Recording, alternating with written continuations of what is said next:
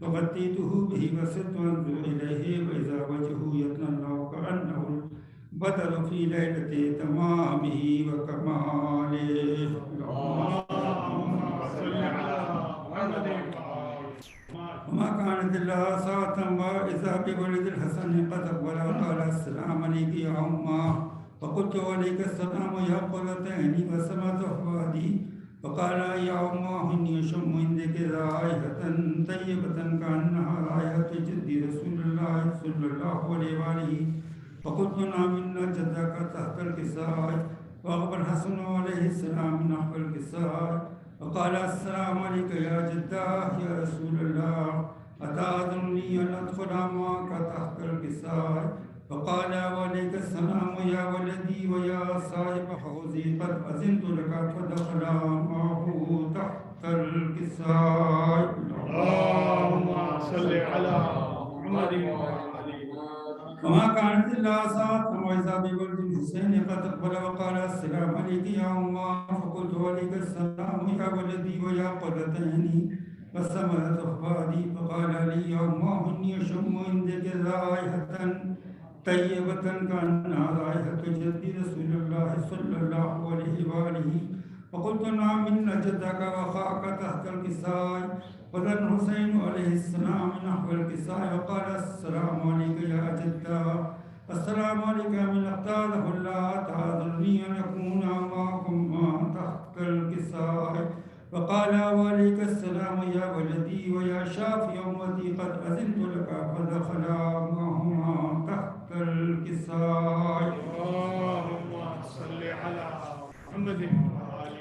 وأقبل عند ذلك أبو الحسن علي بن أبي طالب وقال السلام عليك يا بنت رسول الله، فقلت وعليك السلام يا أبا الحسن يا أمير المؤمنين، فقال يا فاطمة إني أشم عندك رائحة طيبة كأنها رائحة أخي ابن أم رسول الله، فقلت نعم هو ما ولديك تحت الكساء، فأقبل علي عليه السلام نحو الكساء وقال السلام عليك يا رسول الله، أتأذنني أن أكون معكم تحت الكساء؟ قال له عليك السلام يا أخي ويا وسيء وخليفتي وصاحب الوعي، قد أذنت لك، فدخل علي عليه السلام تحت الكساء. اللهم صل على محمد. ثم أتيت نحو الكساء وقلت السلام عليك يا فتاه يا رسول الله، أتأذنني أن أكون معكم تحت الكساء؟ قال وعليك السلام يا بنتي ويا بسأتي، قد أذنت لك فدخلت تحت الكساء. اللهم صل على محمد. فلما اكتملنا جميعا تحت الكساء أخذ بي رسول الله بيرتدى الكساء معهما بيده اليمنى إلى السماء، وقال اللهم إن هؤلاء أهل بيتي وخاصتي وعامتي، لحمهم لحمي ودمهم دمي، يؤلمني ما يؤلمهم ويحزنني ما يحزنهم، أنا حرب لمن حاربهم وسلم لمن سالمهم وعدو لمن آتاهم ومحب لمن أحبهم، إنهم مني وأنا منهم، فاجعل صلواتك وبركاتك ورحمتك وغفرانك ورضوانك علي وعليهم، وأذهب عنهم الرجس واتخذهم تطهيرا. اللهم صل على محمد. وقال عز وجل يا ملائكتي ويا سكان السماوات إني ما خلقت السماء مبنية ولا زمدية ولا قمرا منيرا ولا شمسا مضية ولا فلكا يدور ولا بحرا يجري ولا فلكا يسري إلا في محبة هؤلاء الخمسة الذين هم تحت الكساء. فقال الأمين جبريل يا رب ومن تحت الكساء؟ فقال عز وجل هم أهل بيت النبوة ومعادن الرسالة، هم فاطمة وأبوها وبالها وبنوها. اللهم صل على محمد. فقال جبريل يا رب أتأذنني أن أهبط إلى الأرض ليكون معهم سادسا؟ فقال الله نعم قد أذنت لك، فهبط الأمين جبريل وقال السلام عليك يا رسول الله العلي الأعلى، يقرئك السلام ويخصك بالتحية والإكرام ويقول لك وعزتي وجلالي إني ما خلقت السماء مبنية ولا زمدية ولا قمرا منيرا ولا شمسا مضيئة ولا فلكا يدور ولا بحرا يجري ولا فلك يسري إلا لأجلكم ومحبتكم وقد أذن لي أن أدخل معكم وهل تأذنني يا رسول الله؟ فقال رسول الله عليه السلام يا من وحي الله إنه نعم قد أذنت لك. فدخل جبريل وأنا تحت الكساء فقال لي إن الله قد أوحى إليكم يقول إنما يريد الله ليذهب عنكم رجس أهل البيت ويطهركم تطهيرا. اللهم صل على محمد. فقال علي النبي يا رسول الله يقتلني ما لجلوسنا هذا تحت الكساء من الفضل عند الله. فقال النبي والذي بعثني بالحق نبيا واصطفاني برسالة نجيا ما ذكر خبرنا هذا في محفل المحافل أهل الذي فيه جمع من شيتنا ومحبينا إلا ونزلت عليهم الرحمة وحفت بهم الملائكة واستغفرت لهم إلى أن يتفرقوا. فقال علي إذن والله فزنا وفاز شيتنا ورب الكعبة. فقال النبي ثانيا يا علي والذي بعثني بالحق نبيا واصطفاني برسالة النجيم ما ذكر خبرنا هذا في محفل المحافل أهل الذي وفيه جمع من شيتنا ومحبين وفيهم محموم إلا فرج الله همه ولا مغموم إلا وكشف الله غمه ولا طالب حاجة إلا وقضى الله حاجته. فقال علي عليه السلام إذن والله فزنا وسعدنا وكذلك شيعتنا فازوا وسعدوا في الدنيا والآخرة ورب الكعبة. اللهم صل على محمد. فاتحة.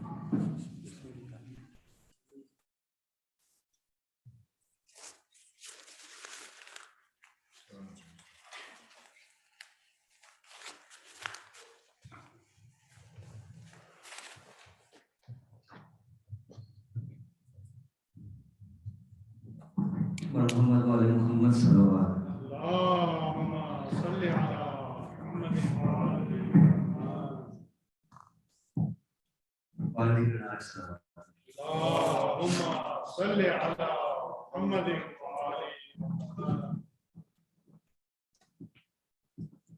ایک بار صلوات پڑھی علی محمد وعلى صل على محمد وآل محمد.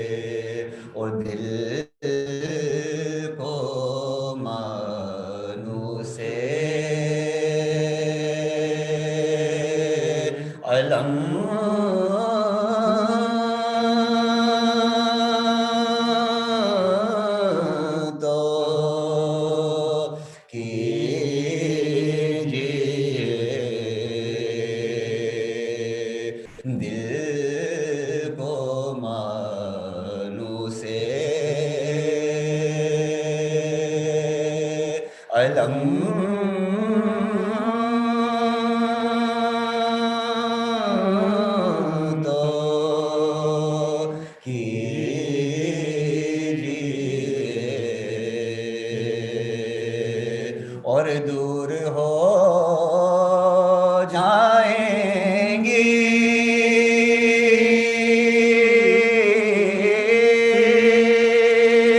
ساری مشکلیں، دور ہو جائیں گی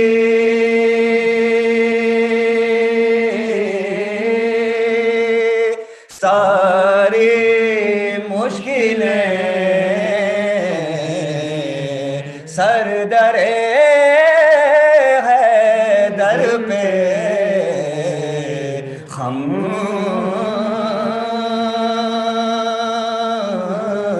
تو کیجیے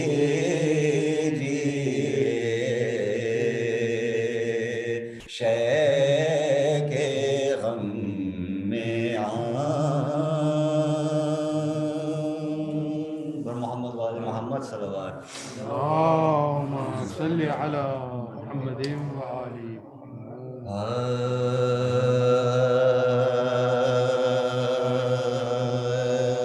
یہ سمجھ کر لب کھلیں مولا کی مدحت کے لیے،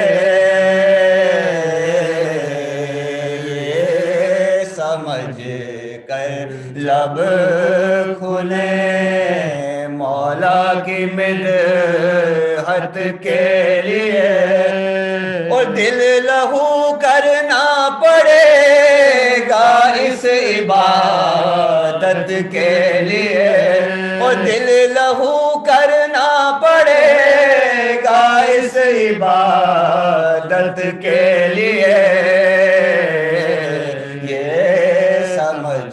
کر لب کھلیں مولا کی مدحت کے لیے، اور کچھ بھی کر لو یا علی کہنا پڑے گا دوستو، کچھ بھی کر لو یا علی کہنا پڑے گا دوستو، اور یہ وظیفہ شرط ہے رد مصیبت کے لیے، اور یہ وظیفہ شرط ہے رد مصیبت کے لیے، یہ سمجھ کر لب کھلیں مولا کی مدحت کے لیے، اور کیسے کیسے اہل ایمان کتنے اصحاب رسول، کیسے کیسے اہل ایمان کتنے اصحاب رسول، اور عمر بھر ترسا کیے حر جیسی قسمت کے لیے، اور عمر بھر ترسا کیے حر جیسی قسمت کے لیے، یہ سمجھ کر لب کھلیں مولا کی مدحت کے لیے، اور کربلا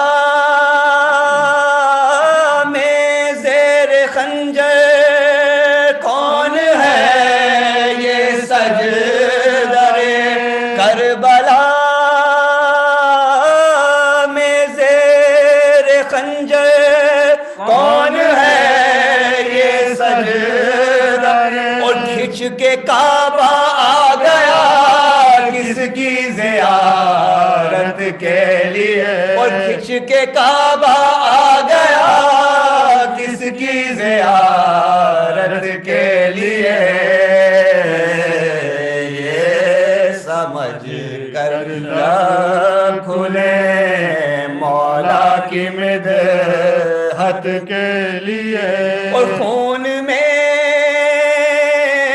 ڈوبی ملی ہے کتنی آیات رسول، خون میں ڈوبی ملی ہے کتنی آیات رسول، اور ایک قرآن الہی کی حفاظت کے لیے، اور ایک قرآن الہی کی حفاظت کے لیے، یہ سمجھ کر لب کھلے مولا کی مدحت کے لیے اور بے سرو سامان ایسا بھی ہو کوئی عالی بے سرو سامان ایسا بھی ہو کوئی عالی اور ذوالفقار آئی ہے کام اصغر کی تربت کے لیے اور ذوالفقار آئی ہے کام اصغر کی تربت کے لیے یہ سمجھ کر لب کھلے مولا کی مدحت کے لیے اور دل لہو کرنا پڑے گا اس عبادت کے لیے یہ سمجھ کر لب کھلے بر محمد وآل محمد صلوات اللہم صلی علی محمد وآل محمد سورہ فاتحہ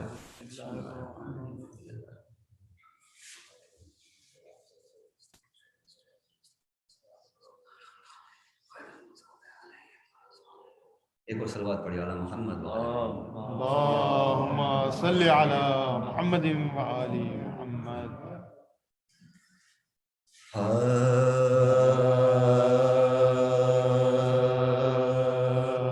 کس عمر میں علی نقی بے پدر ہوئے کس عمر میں علی نقی بے پدر ہوئے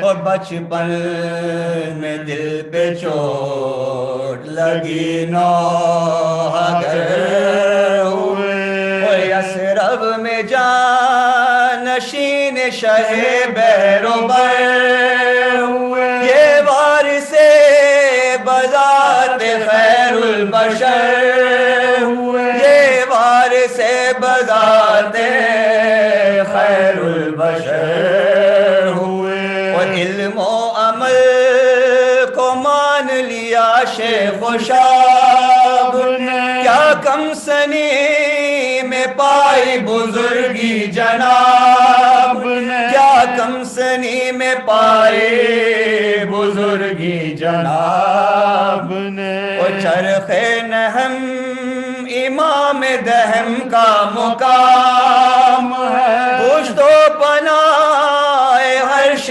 بری ان کا نام ہے اور ہر چار سمت مد ہو ثنائے امام ہے اور تسبیح شو جہاد کی درود و سلام ہے تسبیح شو جہاد کی درود و سلام ہے اور ناری ہے جو کہے کہ یہ نور خدا انوار خمسائے نجبہ سے جدا انوار خمسائے نجبہ سے جدا نہیں اور اے دور چرخ واہ یہ کیسا ہے انتظام خاموش کیوں رہوں کہ شکایت کا ہے مقام اور رہنے نہ پائے چین سے اس طرح کا اور وہ زور ظالموں کا وہ ایذائے صبح و شام وہ زور ظالموں کا وہ ایذائے صبح و شام اور فرزند پر رسول کے امت جفا پرسا جب کوئی ہو نہ تو مظلوم کیا پرسا جب کوئی ہو نہ مظلوم کیا کرے وہ تیار قتل پر متوکل رہا مجبور رہ گیا وہ عدو شہ اور پہنچا شکر میں چھوڑ کے یہ کائنات، قائم مقام اس کے ہوئے دشمن، قائم مقام اس کے ہوئے دشمن، اور فرصت ملی نہ دل بر شیر الہ کو، تدبیر معتمد سے ملا زہر شاہ کو، تدبیر معتمد سے ملا زہر شاہ کو، وہ خلق کا مسیحا ہوا صاحب بے حس تھا جسم فرش پہ گویا پڑے، اور کنجے لحد کی گوشہ نشی کو ہوئی سوراخ دل میں تھے تو کلیجہ تھا پاش، سوراخ دل میں تھے تو کلیجہ تھا پاش، اور آتے آتے تھے حال دیکھنے باشند شہر کے، پوتا رضا کا مرتا تھا صدمے سے زہر کے، پوتا رضا کا مرتا تھا صدمے سے زہر کے، اور روتا رہا وسیع شہنشاہ بہر، ساعت وہ آئی سر سے اٹھا سایہ اور سامرے سے جنہ کی طرف ہو گیا ہے چھٹا مسافر یثرب سے یہ ہے چھٹا مسافر یثرب سے یہ، اور گل پڑ گیا وفات غریب الوطن، سامان غسل کا ہوا فکر کفن، سامان غسل کا ہوا فکر کفن ہوئی، کس عمر میں علی بر محمد وآل محمد صلی اللہ علیہ وسلم۔ اللہم صلی علی حضرات، اس سے پہلے کہ میں مولانا رضوان رضوی صاحب کو میں دعوت دوں، let us recognize the sponsors for tonight's majlis. They are Dr. Fahim and Dr. Farheen Alam, Mr. and Mrs. Shahriyar and Asma Heather, Mr. and Mrs. Suhail and Hina Naqi. آج کے جو sponsors ہیں ان کی مہمین کے لیے آپ سب کے مہمین کے لیے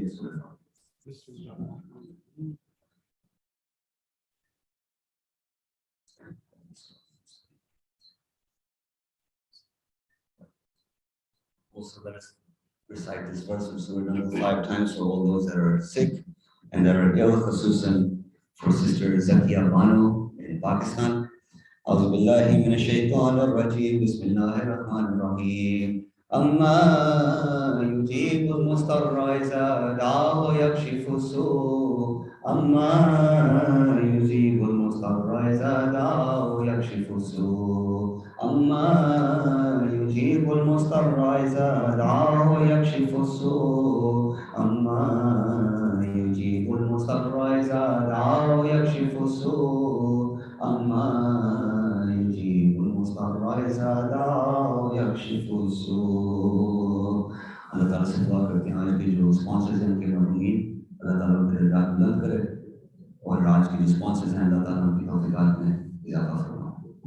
اسی کے ساتھ میں درخواست گزار ہوں جناب مولانا رضوان رضوی صاحب سے کہ معاہد اور صلوات علی محمد و آل محمد۔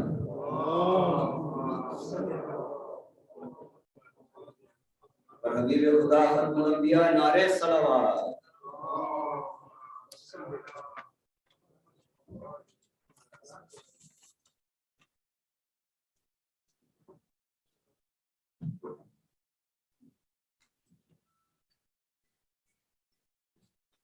رحم اللہ من قرأ سورة الفاتحة۔ بسم اللہ الرحمن الرحیم۔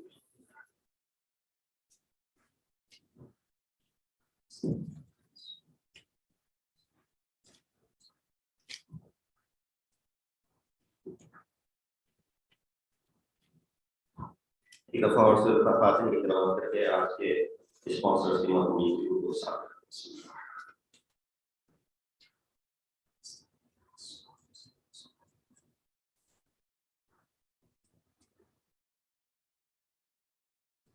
أعوذ بالله من الشيطان الرجيم بسم الله الرحمن الرحيم الحمد لله الذي قصرت عن رؤيته أبصار الناظرين وعجزت عن نعته أوهام الواصفين الحمد لله رب العالمين الصلاة والسلام على أشرف الأنبياء والمرسلين خاتم النبيين أبي القاسم محمد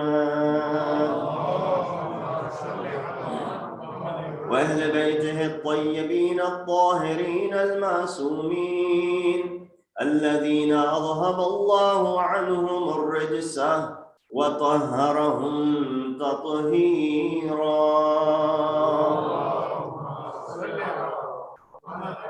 أما بعد فقد قال الله تبارك وتعالى وقوله الحق وهو أصدق القائلين بسم الله الرحمن الرحيم يا أيها الذين آمنوا أطيعوا الله وأطيعوا الرسول وأولي الأمر منكم صدق الله العلي العظيم.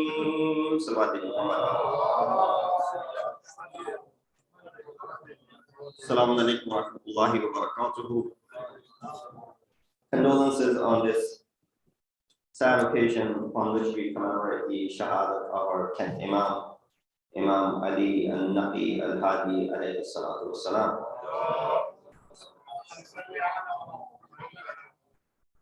We send our condolences to Imam for time on this Shahadat of his grandfather, and at the same time, while we come together on the occasions of the Shahadat of Masumeen and the Wiladat of Masumeen, it is a show for our belief in their wilayat and in their imamat, and a means of showing and expressing our love and respect to them. Because these commemorations are not warranted by the Masumeen. These celebrations are not needed for the Masumeen. They don't require anyone to come together and to celebrate or commemorate. It's similar to how we offer our prayers in the Baragah of Allah subhanahu wa ta'ala. When we stand up and offer our salat, when we go ahead and fast and deprive ourselves for morning till evening in the month of Ramadan, when we spend hundreds of thousands of dollars to dress in 2 pieces of clothing, put ourselves in so much difficulty just so that we can circumambulate around a black house known as the Kaaba, guess what? Allah is not in need of any of these things. He has made these things, prescribed these things only for our own benefit. Now, the stronger your belief and iman and faith is in these things, you will go ahead and perform them. But the moment your iman becomes sus and weakens, right away people lose value of the fasts, people lose value of prayers, people lose value of even going for Hajj and Umrah and Ziyarat. Those things become secondary for them.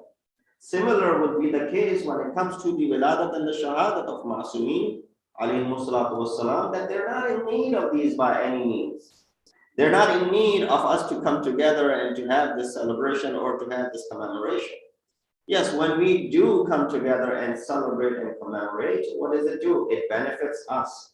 While we are commemorating, while we are sending our salutations to this personality, guess what? We are now being bestowed and filled in this bargah with the love and the mercy and the thawab from Allah subhanahu wa ta'ala. And this is simple as that. And therefore, the more you take part in such gatherings and events, the more you will benefit from it. Even if you don't understand a word of what is being said, as far as the marsiya is concerned, maybe it's not in your language. As far as the speech is concerned, maybe it's not to your liking.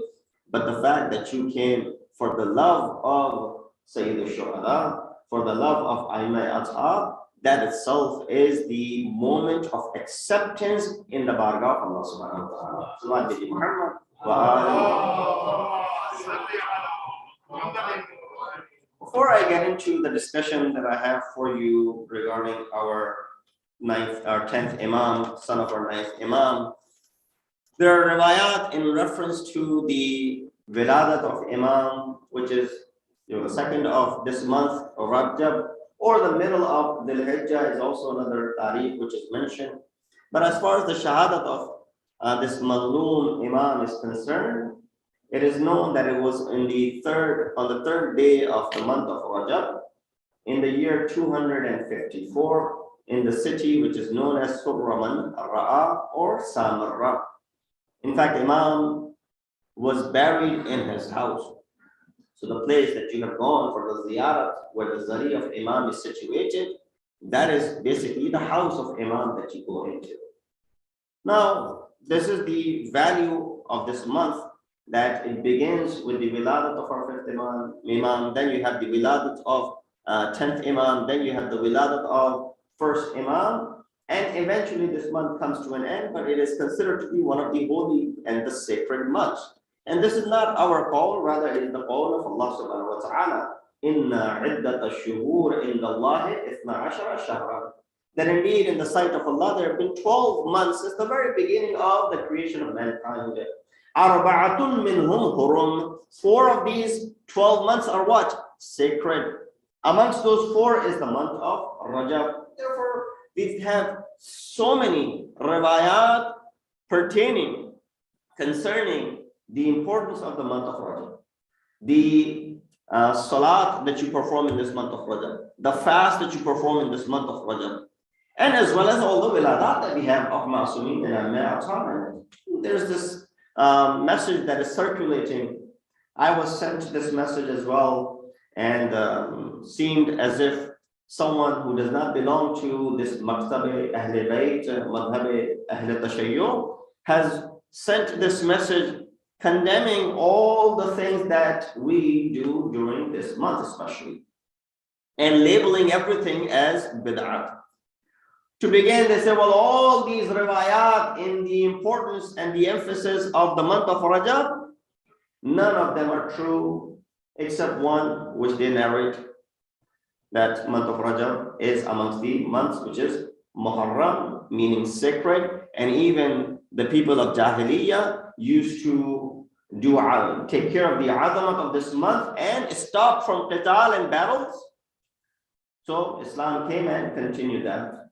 Aside from that, all the riwayat that you have regarding Rajab are false, are da'if or mawdu', and do not have any basis whatsoever.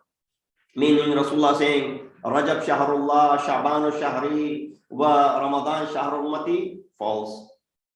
Or Rajab shahrun asam, and whoever fasts one day in this month, Allah subhanahu wa ta'ala will protect this person from the fire, false.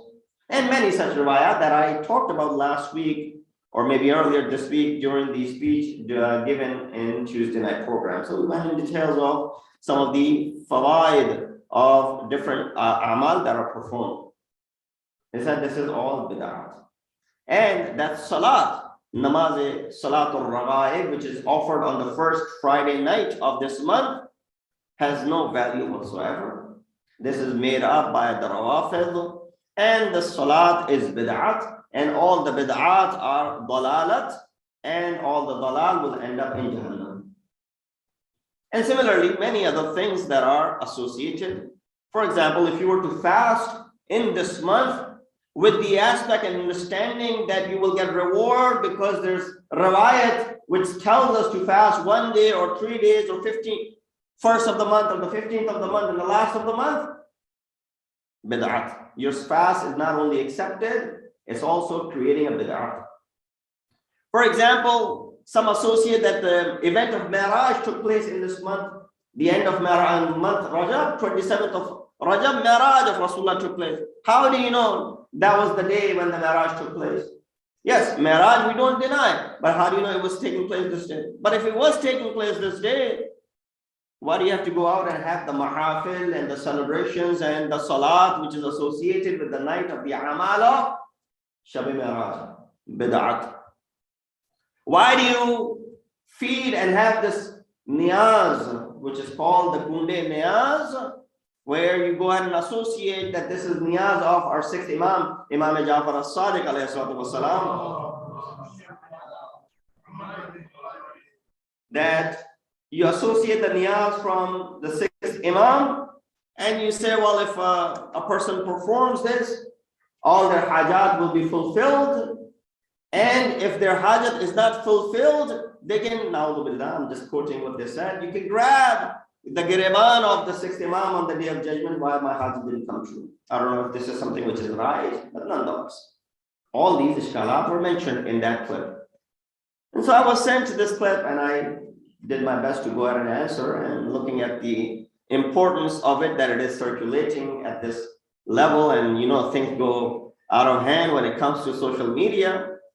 So I thought it would be important to address that, and I thought it would be important to go ahead and bring it into tonight's discussion. I'll very briefly, maybe in the next couple of minutes, I'll answer all of these things, and you will understand what our belief is and why do we have these things. Salawatullah Muhammad wa ali Muhammad. Regarding Salatul Raghaib, or regarding the fast of this month of Rajab, or having the niyaz, or Mi'raj and the amal of Mi'raj, and all the other mustahabbat that we perform in this month, which this person is denying, that are all false, da'if ahadith and mawdu' ahadith.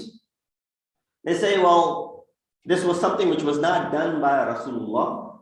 It was not done by the ashab.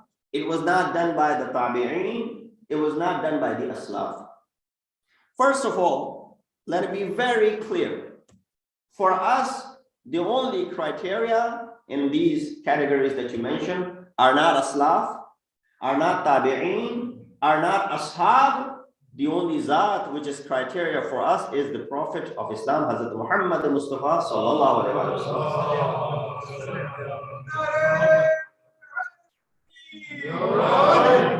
And of course, if anyone after Prophet is the Aimma Atar, which they did not count, because Aimma Atar in their Sunnah, they perform these things and they mention these things over and over.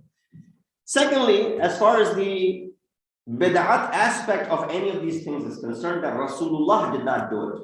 That's speaking hypothetically. Probably Rasulullah did not perform Salatul Raghaib. Okay. This is according to your belief. Maybe Rasulullah did not perform Salatul Raghaib.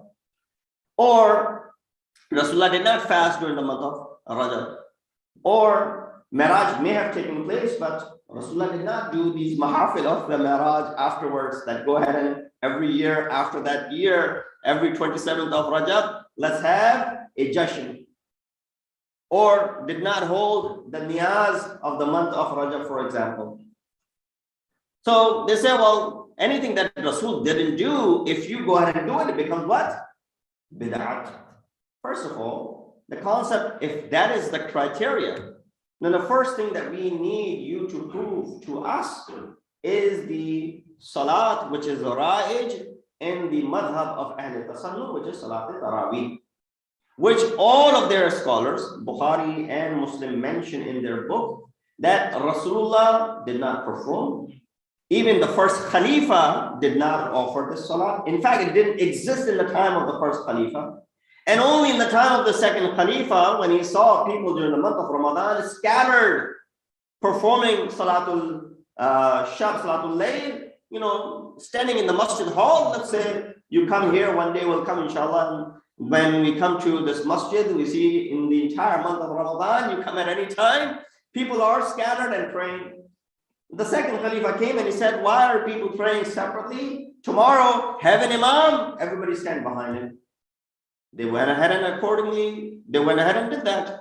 Next day when he came, he saw that Imam was standing and everybody was standing behind him and they were praying in proper jamaat. He looked at it and he said, "War'a bid'at, but bid'atul hasana." So there's a concept in their fiqh which is bid'at hasana, that which Rasulullah didn't do. As far as Tarawih is concerned, they all agree that Rasulullah didn't do, even if the first Khalifa never did it. Even they have doubt that even second Khalifa who ordered it to be done probably never did it himself. But still we take it and everyone does it. There you don't find anyone, and we're not knocking on anyone. You don't find anywhere in the Sunni world where you don't have emphasis on this salah. Everywhere you go, they have this salah. Even in Makkah and Medina, you have this salah which is happening, and forget about anywhere else. So what is this sunnah that did not happen in the time of Rasulullah? What is this bid'at? Bid'at hasana. The way you have created a rule called bid'at hasana, in our madhab, in our fiqh, we want to enlighten and educate. We have a concept which is called tasamu dar adillah sunan, or at-tasamu fi adillat sunan. Tasamu means taking it easy, tasheel, asani paida karna. In what? In adillah sunan, as far as the dalil for those sunnat is concerned. This qaida is not applicable for haram or wajib. This qaida cannot be applied for haram or wajib. This qaida is not applied for the qissa, kahani, and the hikayat to go ahead and prove because this qissa is there, this story is there, this hikayat is there. Tasamud al-adillah sunan, let's go ahead and make rivaj of this story. No.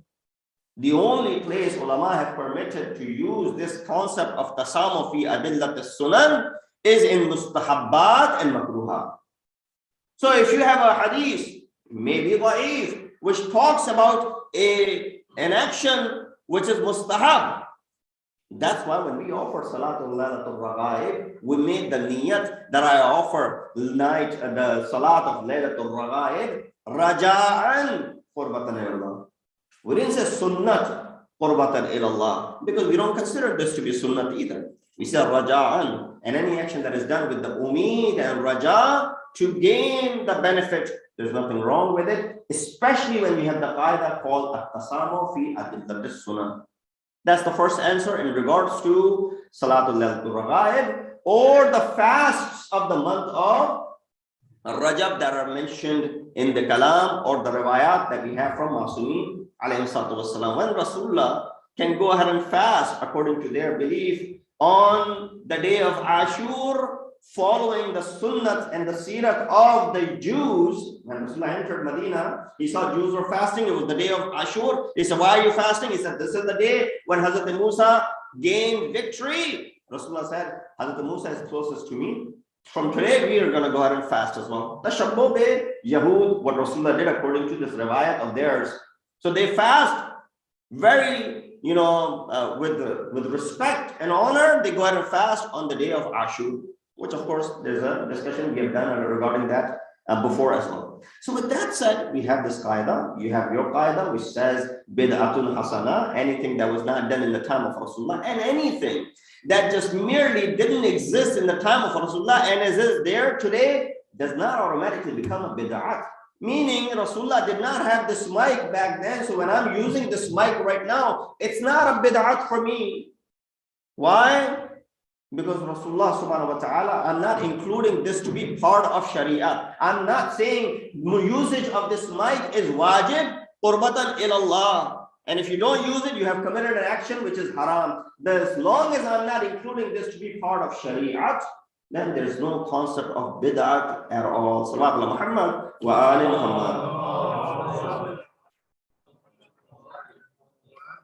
As far as the niyaz is concerned, yes. Maybe there are certain things that became riwaj which even our ulama do not accept. And I'm just quoting what the ulama have said, not necessarily my own beliefs. That, many of these stories which are associated with the Kunde Niyaz, for example, the mannat of certain stories, reciting certain stories and doing the niyaz and mannat that I will listen to this story or that story. Again, as I said, tasamu dar adillah sunan does not verify any khwab, any dream, or any stories. That could be arguable. But to go ahead and provide food and it'am of nas and people, feeding people, is one of the most liked action in the sight of Allah subhanahu wa ta'ala and the Holy Prophet. Quran says, يُطْعِمُونَ الطَّعَامَ عَلَى حُبِّهِ. This is the act of Ahlul Bayt that they used to feed people out of the love. Miskinan wa yatiman wa asira. Ashabul Maymana were considered to be those who went ahead and who provided food to the people. You will find riwayat in Bukhari and Muslim which talk about the way to enter the paradise. One of the ways of entering the paradise is mentioned when someone asks Rasulullah, go ahead and free a slave. A person says, Rasulullah, I'm not that rich. I don't have slaves. Because back in the day, having slaves was a mean that you were rich. Rasulullah, I don't have slaves. How am I going to go ahead and do a'atiq raqabah? He said, then go ahead, at'im ta'am. Go ahead and feed people. We said, Rasulullah, how can I feed people? I don't have money. He said, walau bishakki tamrin. Even by giving one date to someone that has enough thawab in it, that it will keep you away from Jahannam and it will make you enter paradise. That is just feeding anyone. And I have many other riwayat, which of course will take time before going into all of these things, that mention feeding anyone is a great action, and even to the extent that it keeps one away from Jahannam and hastens someone going into the paradise. That is someone normal. But when you go out and feed a mu'min, then nurun ala nur. Then the riwayat actually become more and more strong in this area. Inshallah, one day I will quote those riwayat in front of you where feeding a mu'min, because today a lot of people raise this question, you're not feeding poor and the needy people. Those people that you're inviting are all, mashallah, can afford to eat, yes. But the riwayat says feeding a mu'min has more reward than even feeding those who are poor and the needy. So with all of these adillah that we have, dalail that we have, tasamud adillah sunan, and other proofs that we have, and we have enough riwayat to back up all of these things up, the amal of Mi'raj, it's not something which we are incorporating into the Shariah, making if someone doesn't do it, they have committed haram. No, if you do it, then you might receive reward and thawab. If you don't do it, there's nothing upon you. If you offer Salatul Raghaib, you might benefit from it. This Salat might come and benefit you on the first night when you're buried, and it may not benefit you. That is up to you. And the fast of the month of Rajab and all the other amal are proven through our books of hadith. So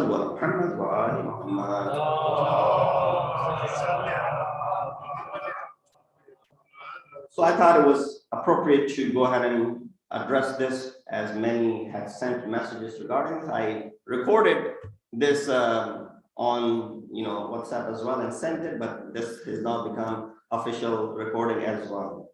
Coming back to our topic, the ayat that I chose is Atiullah wa Atiur Rasul wa ulil amri minkum. Obey Allah, obey the Prophet, and those who are vested with authority amongst you.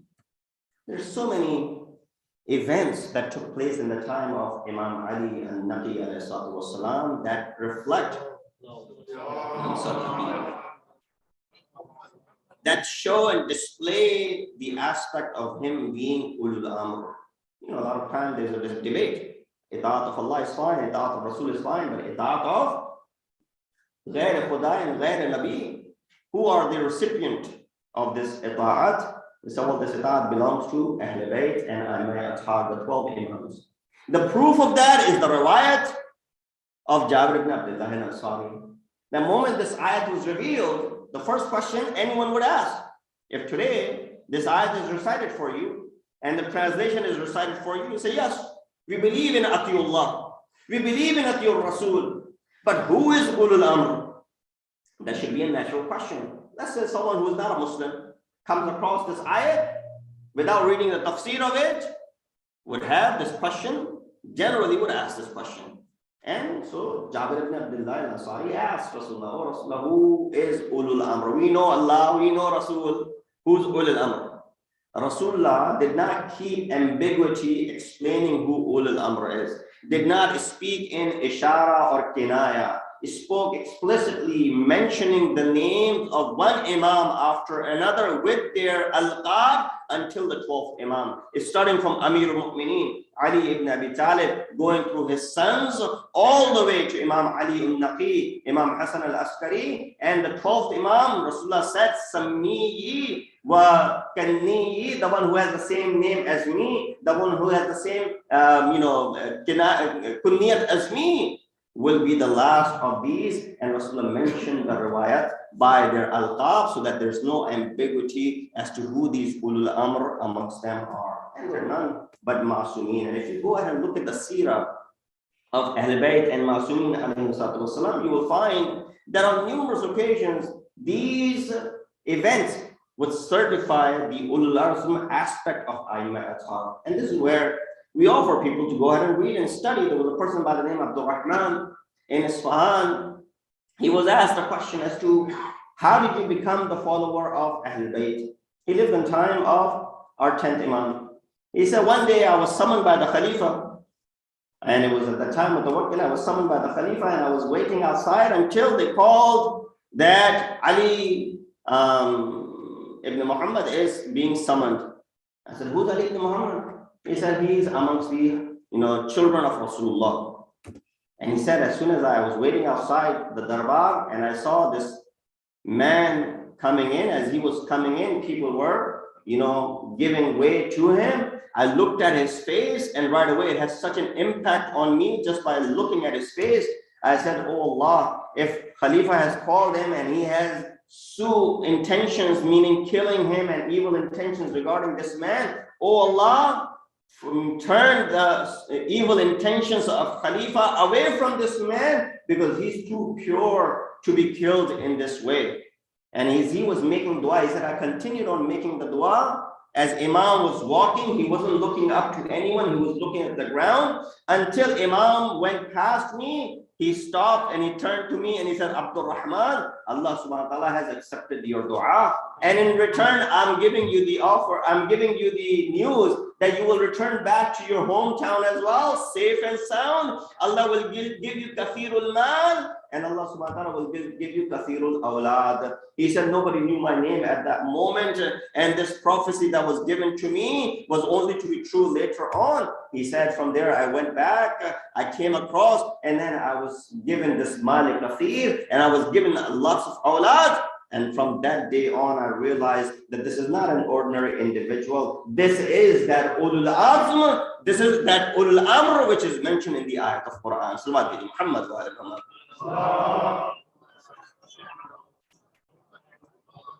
But the problem was that while even these tyrant rulers needed Imam on numerous occasions. For example, when the story of Mutawakkil, when he achieved something, and that too was due to Imam's help, that he had fallen sick and nobody was able to cure him until Mutawakkil's mother came to Imam and asked him that, can you do something to give cure to my son? Now this is the dushman and the enemy of Imam, but Imam still provides the nuskha of the dawa to go ahead and apply. When this nuskha was brought, the physicians were laughing, yet the mother went ahead and applied it, by which Mutawakkil was cured. And the curing of Mutawakkil, that was either this incident or another incident where he said, I want to give Malik Kathir.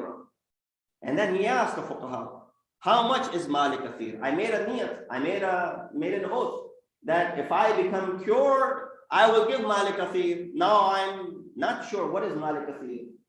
And when he asked the fuqaha, none of them were able to answer. Again, they referred to Imam. Imam said, Malik Kathir means 80 in number.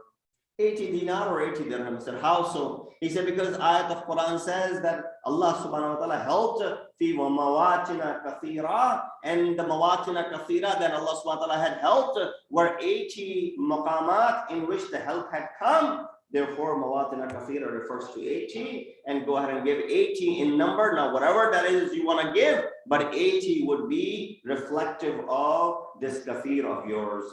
So again, whenever these tyrant rulers needed Imam, they went ahead and used Imam, that lady who started saying that I'm Zainab, and there was no proof to prove otherwise.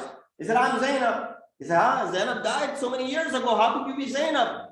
She said, Rasulullah had placed his hand on my head, and from that moment on, Every time I get to the age 40, or I get older, then I'm brought back and I'm, at the same age again. I don't age and I've been alive ever since. Now, of course, all these people are there. She's got her mudda'a and there's no one else to go ahead and disprove her. And when everyone had given up, again, they called Imam Ali Naqi alayhi salatu wasalam. Imam comes and he said, this woman is lying. She cannot be Zainab because Zainab passed away in the year 62. She's buried over there and all that stuff that Imam said. She repeated the same things.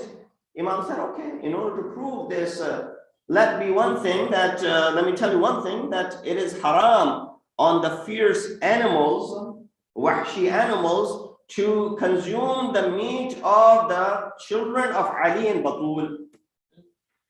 Those who are Ali Batul or Ali, it's haram on these animals to consume the meat. Go ahead and place this woman in the cage where you have these animals.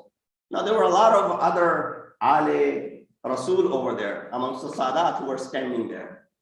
So that lady said, why don't you send some of the other Sadat who are standing over here?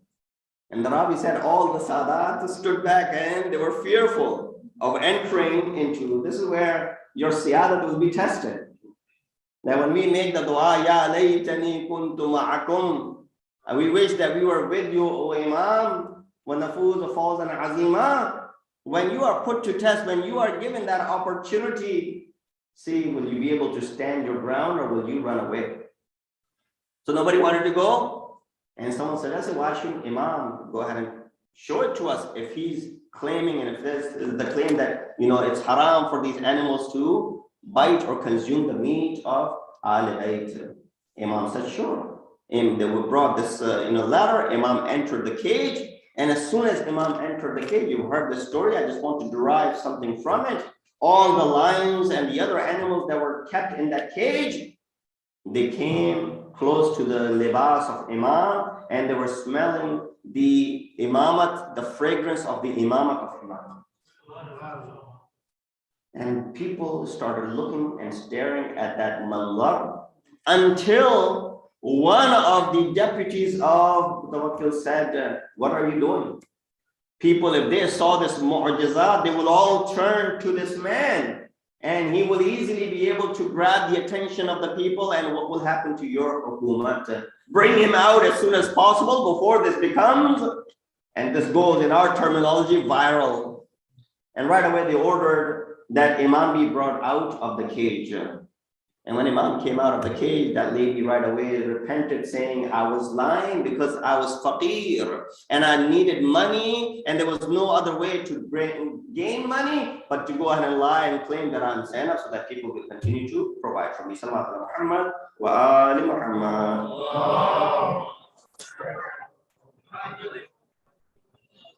There are many such narrations in this regard as to how Imam's vilayat and him being ulul amr, rather, I kept saying ulul amr is proven through many of these stories. Abu Hashim al-Jafari and other close companions of Imams, whenever they came and they asked for something, Imam would go ahead and give. He would pick up some sand and he said, Lord, take this. If this will take care of your hajat. They said, man, Imam, I'm asking for money. I'm asking for some help and monetary help. And you're giving me sand. And as soon as they look at the sand, it would have turned into the best type of gold that there is available.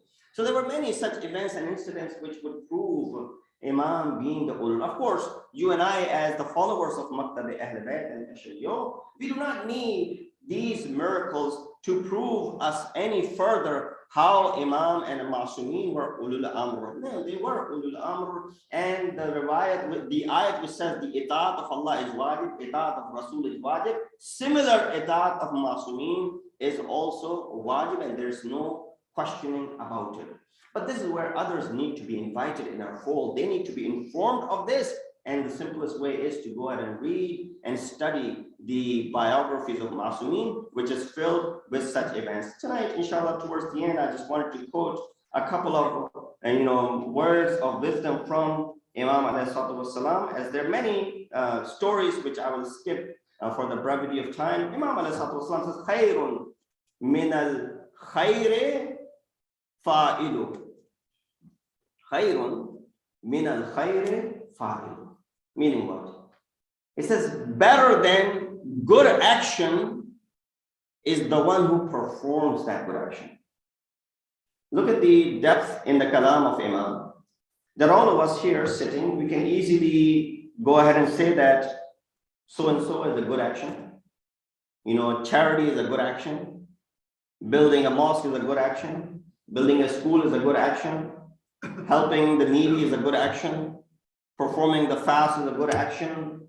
You know, doing this is a good action. Doing that is a good action. All of those are understood. But Imam says, khayrun min al-khayri fa'ilu. But better than the good actions that you have counted is the one who performs these good actions.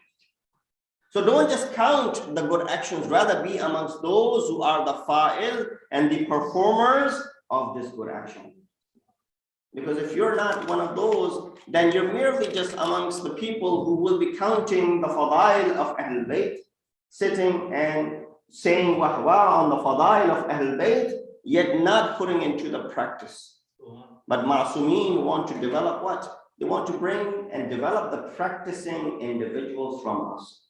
And therefore we look at how Imam ﷺ, although his muddat-e imamat, he became Imam at the age of merely 8 years old. In the year 220, when the Shahadat of his father, our 9th Imam, takes place, Imam began his Imamat until his Shahadat in the year 254. So 34 years of Imamat of Imam Ali Naqi. He became Imam at the age of 8.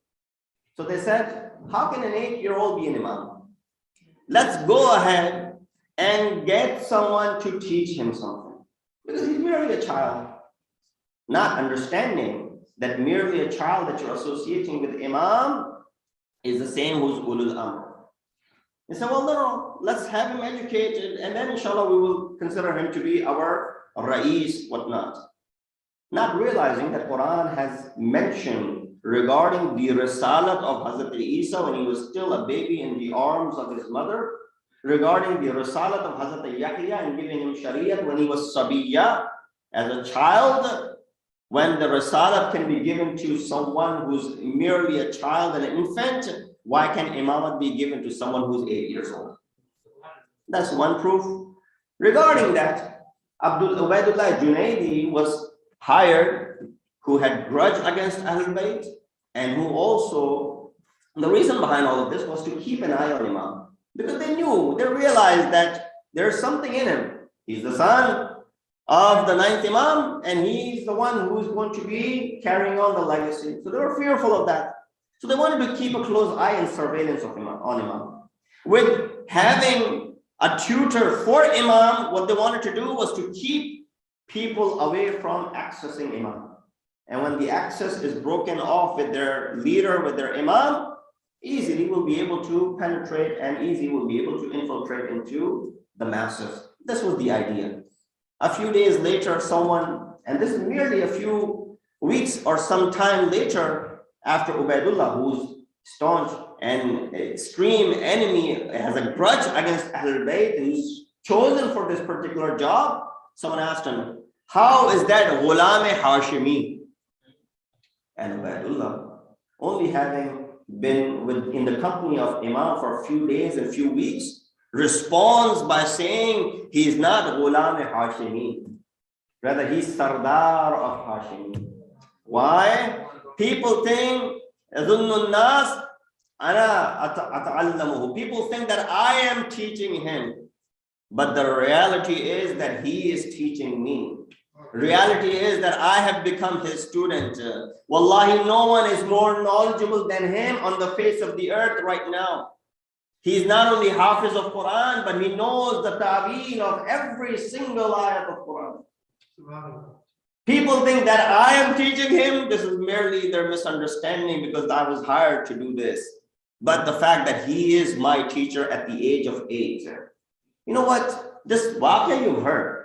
The point that I'm trying to derive from this waqia, and I'll bring you toward Masjid, is that how Imam's impact on an individual who's not normal in the sense that who's someone who has grudge against Imam, grudge against Ahlul Bayt, had nafrat and all of those things, within him. And Imam was able to penetrate his heart and convert it in a sense that this person is now acknowledging what is the truth. How to be able to do such magic? I'm using the word magic loosely over here, not reflecting it that Imam did any sort of magic. No. In fact, if anything, Sahar is haram. We spoke about that in our Jummah khutbah. That how Imam used his words and spoke to him. This is merely the akhlaq and the kirdar of Ahlul Bayt that has to be shown to the world. Which a staunch enemy is converted over few days and few weeks. Right away, he has this change of heart.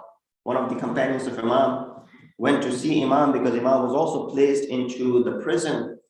And he said, when I entered, I was afraid of going there because people then would see that I'm visiting Imam and they might say, well, he's amongst the well-wishers. Because that was also the time, up till the time of 7th Imam, 8th Imam, 9th Imam, there was a lot of taqiyya too. And Imams have ordered this taqiyya to be done. He said, I went to see, but I did not want to show this man who was taking care of the prison that I'm here to see Imam. And after speaking to him about the ahwal of the area, he said, you've come to see the Imam, right? He said, I couldn't resist and say no, because this might have been an opportunity, but I still want to save my life. He said, yeah, how is he doing? He said, if you want to see him, I can make it happen. He said, you sure? He said, yes, I am also a believer in whom you believe. I'm also a follower of the same Imam. He said, when he said that to me, then I said, yes, I want to go ahead and see Imam and find out how he's doing. He allowed me, the man took me inside. I went into the room, the dark room where Imam was sitting. And I saw that there was a grave that was dug in front of Imam. And I went and I was, wahshatna, oh Imam, first of all, are you okay? And secondly, why is there a grave in front of you? Imam ﷺ is giving us a lesson as well. That this is the grave which reminds me that that's where I have to go one day.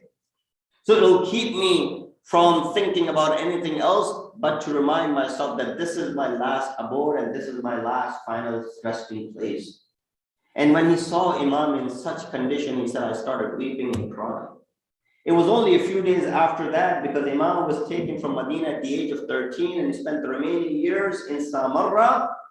And the last few days of Imam's life, when he had been poisoned, Imam ﷺ, because none of the Imams died a natural death, even the ulama of Ahl-Sunnah have written that Imam died masmuman, that he was given the sum through which Imam ﷺ passed away. That was the last moments of Imam's life. And the more tragedy to add to Imam's shahadat is that there was no one besides Imam except his son, Imam Hasan Askari alayhi salatu wassalam. No one was there from the ashab. No one was there from the family members to go ahead and take care of the last rituals of Imam. It was taqwa tanha, this sahabi, jis shakhs ne in tamam marahil ko anjam diya, wo Imam ke farzand Imam Hasan Askari alayhi salatu wassalam the. यकीनन जब इमाम की शहादत की खबर फैली Samarra में तो आए लोग, people came to the janaza of Imam, but the reality that his son is the only one who's performing the last rituals. Allahu Akbar. I'm reminded of some other tragedy in the history, tragedy of Sayyid al-Shuhada, how Imam Hussein was martyred. Imam ki शहादत वहां पे होती है, इमाम के फर्जंद इमाम वक्त इमाम ज़ैनुल आबिदीन मौजूद है, लेकिन उसके बावजूद इमाम को इजाजत नहीं है कि इमाम के जसद को गुस्ल कफन दे सके, तजहीज़ और तकफीन कर सके, और एक सही तरीके से तदफीन हो सके। अरे मौला का जनाजा ना उठाया गया, ना कफन दिया गया।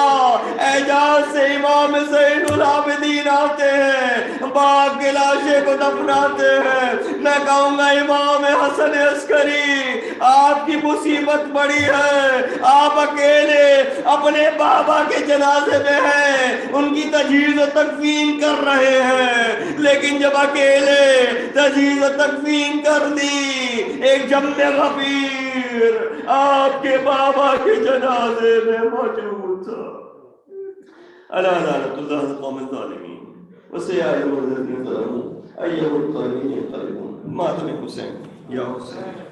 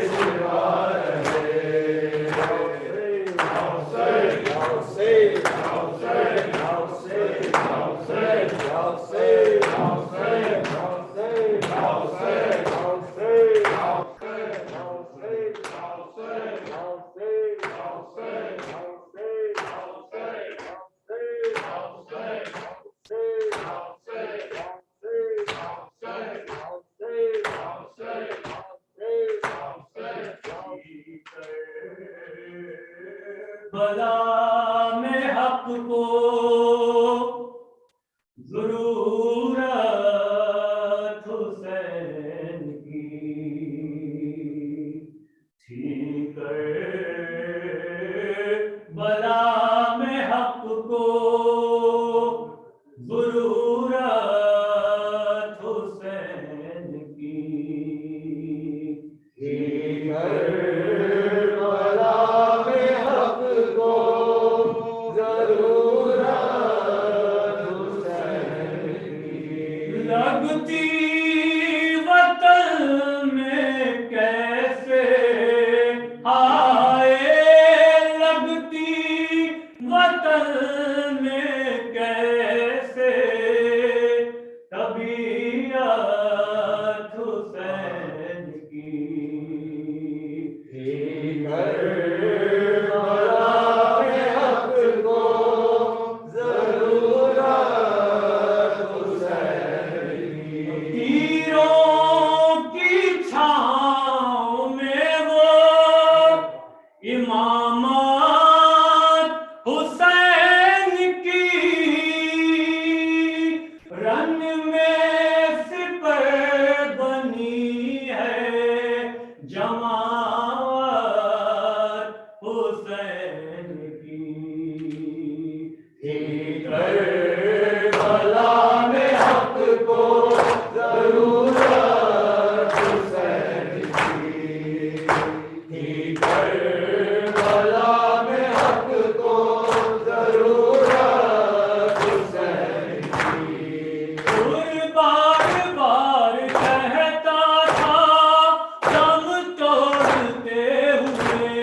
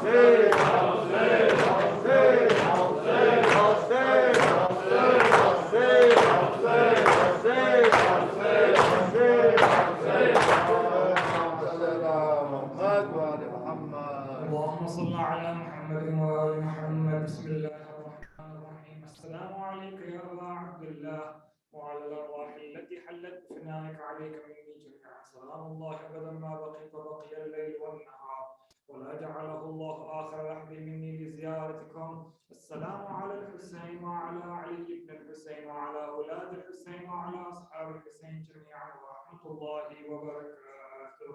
السلام عليك يا مولى وابن مولى، السلام عليك يا ضيف الغرباء السلطان أبو الحسن علي بن موسى الرضا، كن شفيعنا وشفيع والدينا في يوم الجزاء ورحمة الله وبركاته.